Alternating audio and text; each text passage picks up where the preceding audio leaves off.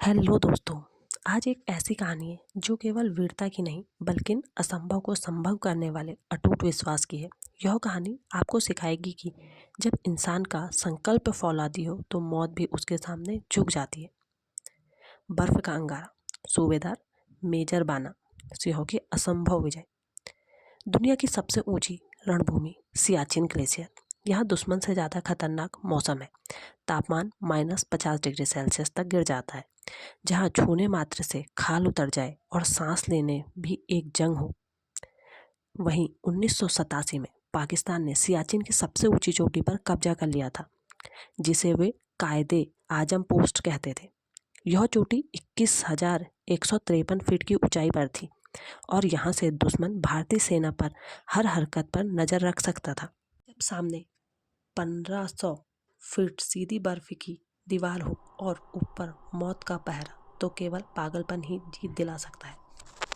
भारतीय सेना ने इस पोस्ट को वापस लेने के लिए कई प्रयास किए, लेकिन दुश्मन ऊपर बैठा था और नीचे से आने वाले हर सैनिक को आसानी से निशाना बना रहा था।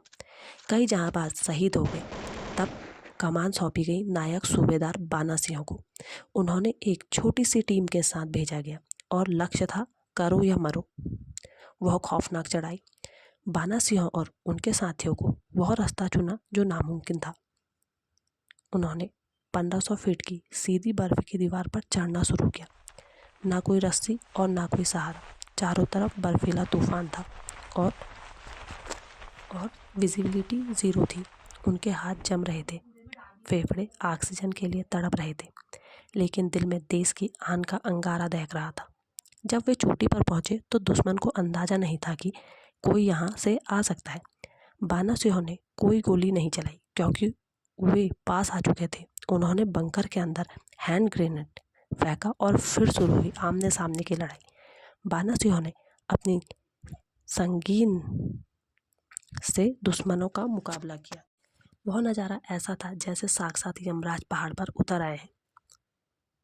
बाना सिंह ने अकेले ही कई दुश्मनों को ख़त्म किया और बाकी को पहाड़ के नीचे कूदने पर मजबूर कर दिया। कुछ ही घंटों में वह कायदे आजम पोस्ट अब बाना टॉप बन चुकी थी। भारत का तिरंगा उस चोटी पर शान से लहरा रहा था। The moral of the story, परिस्थितियाँ बहाना नहीं होती। अगर बाना सिंह -50 डिग्री तापमान और सीधी चढ़ाई को बाधा मान लेते तो वो आज वह चोटी हमारे पास ना होती। एक सच्चा लीडर वही होता है जो सबसे कठिन रास्ते पर सबसे आगे चलता है। जब आप ठान लेते हैं कि जीतना ही एकमात्र विकल्प है तो कुदरत भी आपके लिए रास्ते बना देती है।